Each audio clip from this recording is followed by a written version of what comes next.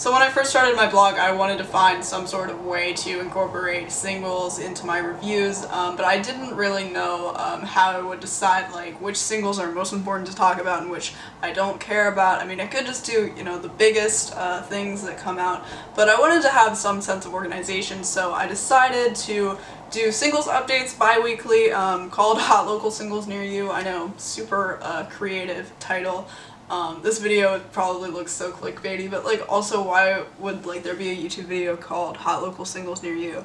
It's a mystery. But things with my blog recently have been like all fucked up because I've been focusing my energy too much on this channel. I'm kind of like pulling myself back together, getting myself back up to date slowly but surely.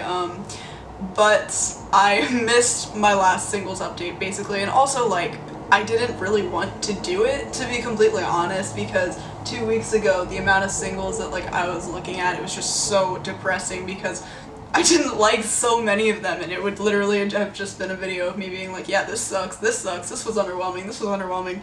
So I decided to wait a little bit longer, and like nothing was even getting better, and then eventually it turned into a month and 2 days. So I'm supposed to have 2 more updates out now than I do. So I'm just gonna kind of mash everything together, throw out the ones that I feel are like really duds or like most people don't even care about anyway. And for those of you who don't know, I rate singles on a scale of 1 to 5, no half points, so it's just 1, 2, 3, or 5, 5 being the best, 1 being the worst. And usually there's like a fairly even distribution, I mean give or take, but like this month, I was gonna say like this week, but this month, like they've all been like skewed towards the one side. I guess maybe I'm just not looking in the right places, but yeah, I just wanted to get this video out of the way so we can all move on with life. I can just start fresh with singles, and hopefully in 2 weeks there will be a good amount of singles that I like that I can talk about, because I never had a problem with that before, but I don't know, I guess 2 weeks ago when I was supposed to do the original singles update, I had like so much to do, and it was like, listen to like 20 shitty singles and talk about them, like that's not gonna be high up on the priority list for me.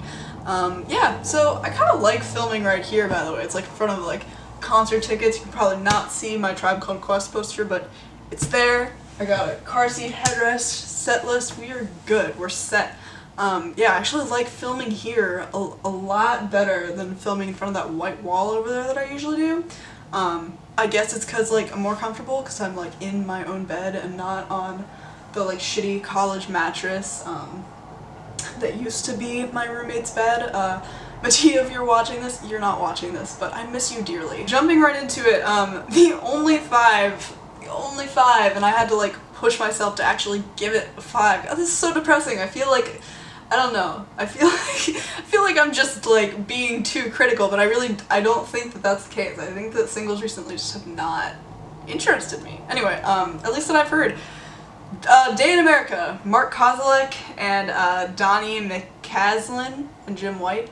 Yeah, this is a 5. It's definitely on the better side of recent Mark Kozelek singles. I think instrumentally, the only thing I would say is it could be a little bit better, but you know, it's a singer-songwriter track, and that's not the intention. It's definitely not like intended to be like instrumentally like super rewarding or anything, just that moody guitar plucking that we're used to. But basically this track is a commentary on gun control and like recent school shootings.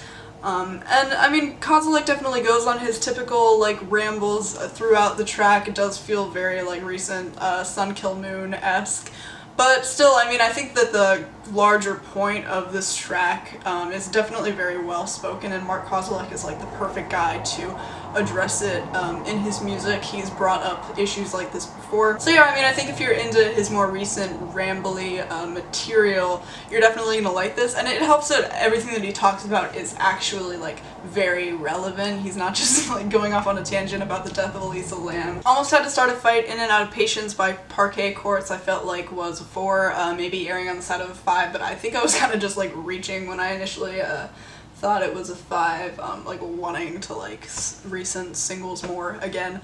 But this is a pretty solid art punk, garage punk track. I really like all of the personality and attitude in the vocal, and I think the structure of this song is like pretty interesting. There's like a tempo change that's handled really effectively, and yeah, I mean, I don't really have much to complain about here. The lyrics are pretty jittery and sporadic and kind of follow like a stream of consciousness panic that I thought was pretty cool and fit the instrumental really well. And moving on, Pristine by Snail Mail. I initially gave it 4, and then before I started to record this I like decided it was a 3, but you know, we're still gonna say it's a 4 because like this is I guess my only other like solid 4 that's so depressing because I'm about to talk about so many singles.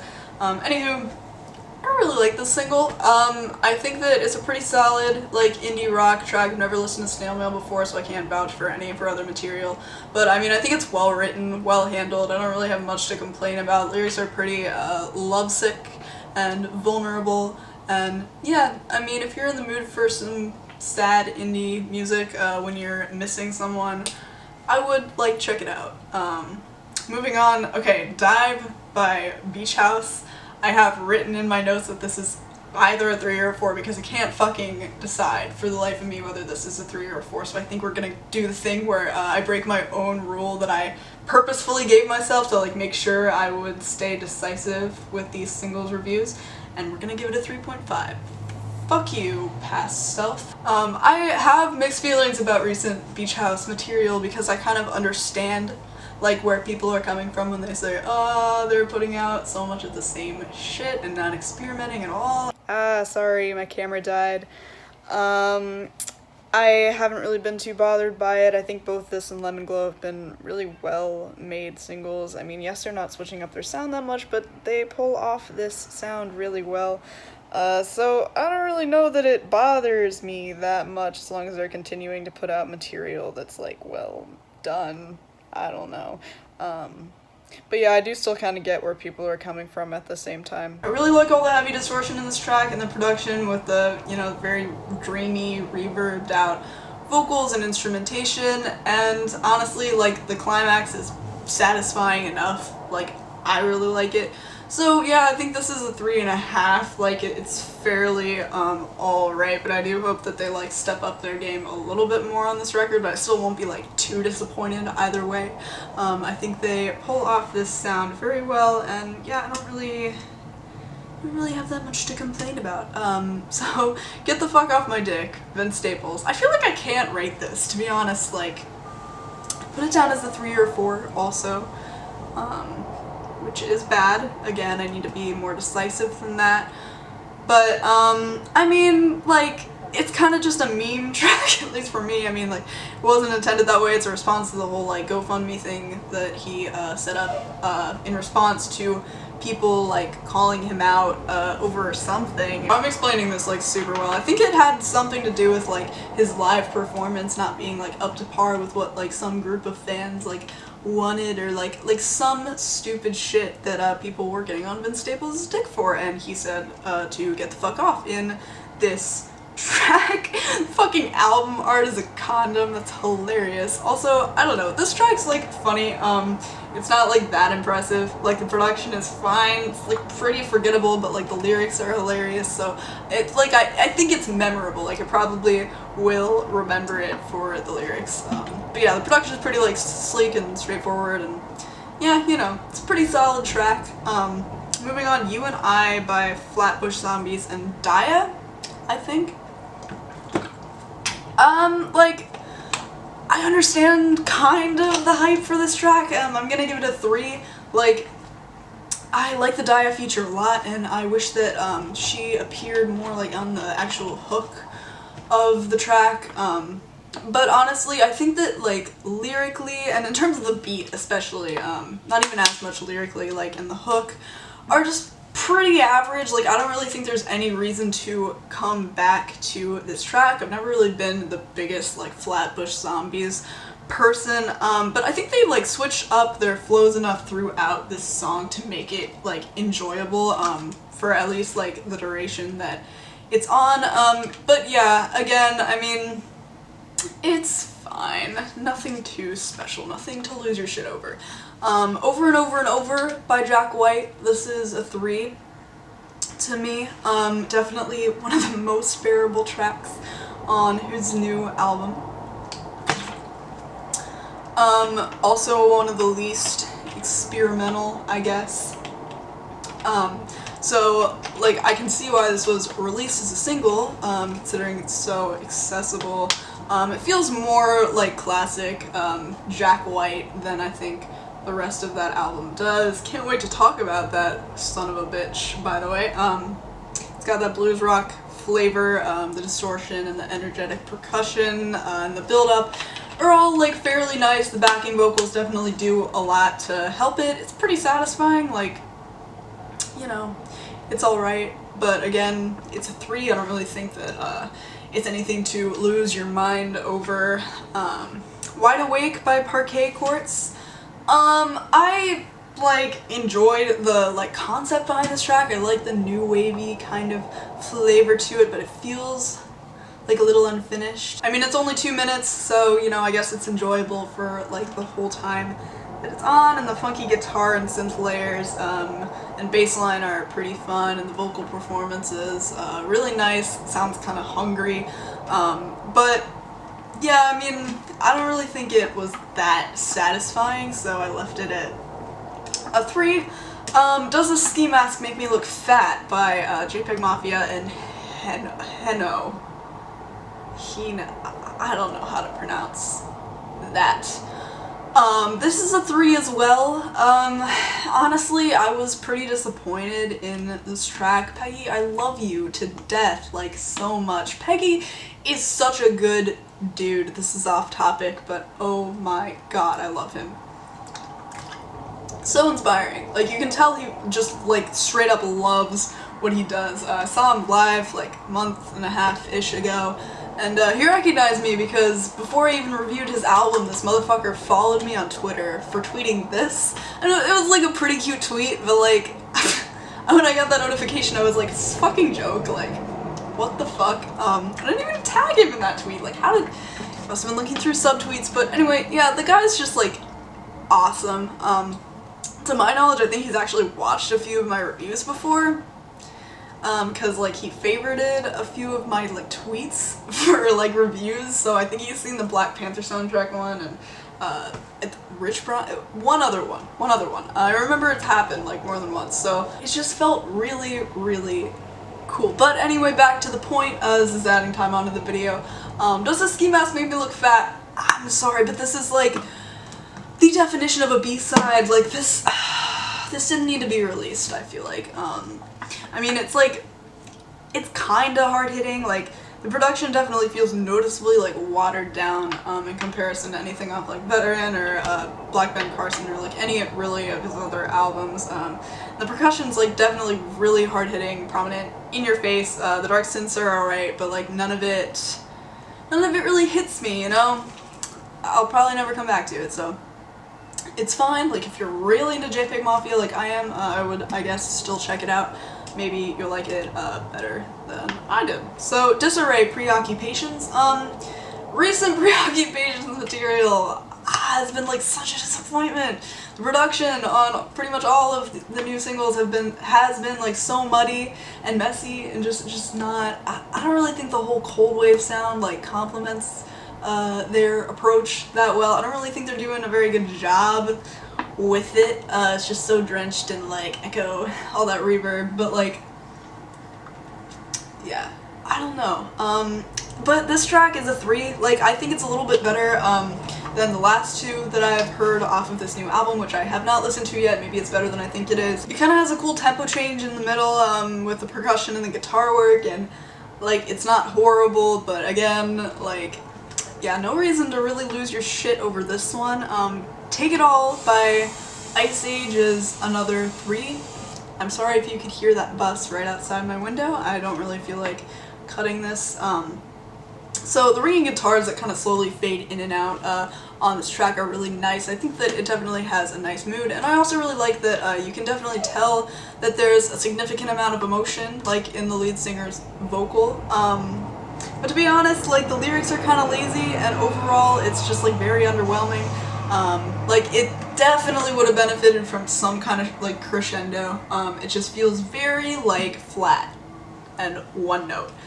Okay, so now we're getting to the twos, or like threes and twos, because I couldn't decide for the life of me what either of these fucking new Unknown Mortal Orchestra singles were. Honestly, I'm not, like, do I even have to rate them? Like, probably not. Like, I don't know. Both are, like, kind of punchy. Like, nice, sort of, neo-psychedelic, psychedelic pop singles. Like, they're fine. It's just that, you know, it's just like very fucking average. And I've listened to both of these singles, Everyone Acts Crazy Nowadays and Not in Love We're Just High, like, so many times, but they don't grow on me. Like, I don't care, but like, I care about Unknown Mortal Orchestra, so I wanted to cover them, at least just say that, like, I really hope that the rest of the album is better than this. I was honestly expecting them to, like, go full on in a garage rock direction when I heard American Guilt, because that thing was, like, so much grittier and, like, harder than, like, any of their other material had been up to that point. And I was like, yeah, new direction. Like, I was, like, excited, even though American Guilt by itself, like, didn't really, like, blow me away. I was like, this could be cool, but, like, now I'm just like, oh, it's just like watered down, same thing you've been doing. I don't know, dude, it's just annoying.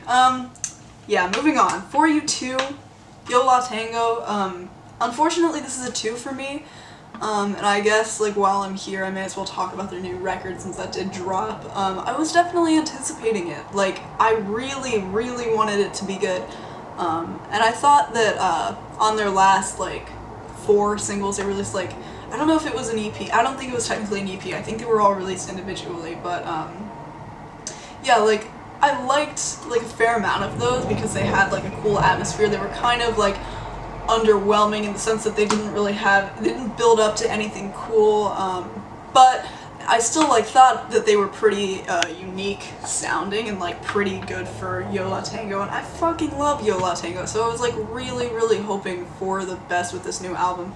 But there are so many duds on that thing. Like, there's so many tracks that, like, are so minimal that it's just like, what's the point? And that's, like, a good chunk of the album. It's not just, like, a few songs, so I'm not gonna review it. Take this as my review now. So I realized that I didn't even talk about the actual song in my original recording because apparently I'm just a dumbass like that. But basically, I at least really like the layer of distortion over this song. It definitely gives it a very nice, kind of slightly gritty aesthetic. But, like, at the core of this song, if you kind of, like, took that element away, it would just be the most boring, like, average indie pop single ever. So, like, what really is there to carry this song? It just sounds pretty, like, generic, at least for Yo La Tango. It's just, like, it reminds me of kind of like a B-side off of their other material, and yeah, I don't know, there's just not much to discover within it, and yeah, I don't really know why it was released as a single, but then again, there wasn't that much about that album that could have been, because it's full of filler. Moving on, Painkiller by Ice Age and Sky Ferreira. Honestly, I don't really think that this song plays to Ice Age's strengths that much. Like, the horns sound a little bit awkward in their context, and I don't really think that, like, Sky does that much to improve the track. Like, she doesn't really add that much to it, and for an Ice Age song, it's, like, pretty underwritten. I don't know. Yeah, it's not, like, horrible, it's just, like, a little bit awkward and underwhelming, so that's a 2 in my book. My Enemy, Churches, god damn it, I was so tempted to give this thing a 1. I don't think I'm ever gonna have the desire to listen to them again at this point because, like, all of their shit is just so average and boring. My Life by Zoo and Tame Impala, like, what was even the point in having Tame Impala feature on this track? Because this is just, like, your average, like, club track. Like, you could get this anywhere else, and, like, I feel like, I don't know. Yeah, no reason to come back to this one. Okay, so I was gonna talk about the 2 singles off Remo Drive's new EP, Heartstrings and Song of the Summer. Song of the Summer was alright, honestly, but, like, both of these singles are just, like, very unsubstantive. Like, they don't really have, again, anything that's worth coming back to. They're definitely going, like, full on in the power pop direction, and I don't really know if I'm that much of a fan of it. But then again, I was, like, not that much of a fan of Greatest Hits either.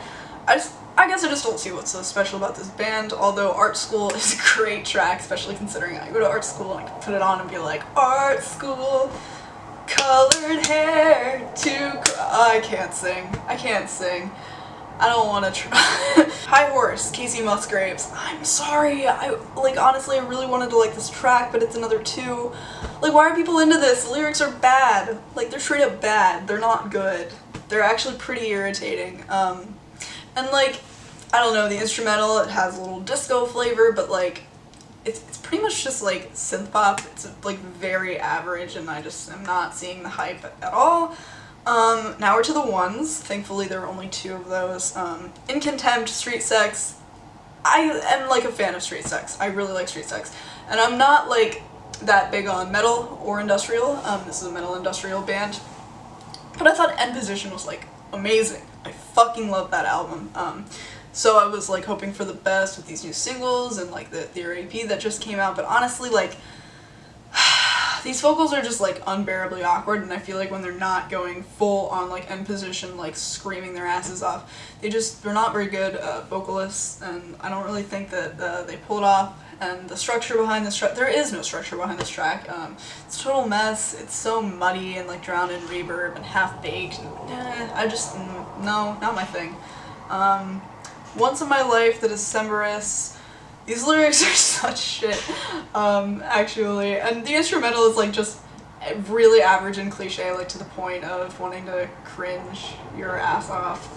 There are a few synths, like, you know, thrown into the like average guitar chords, but like overall it's just like, I don't know, that beefs it up a tiny bit.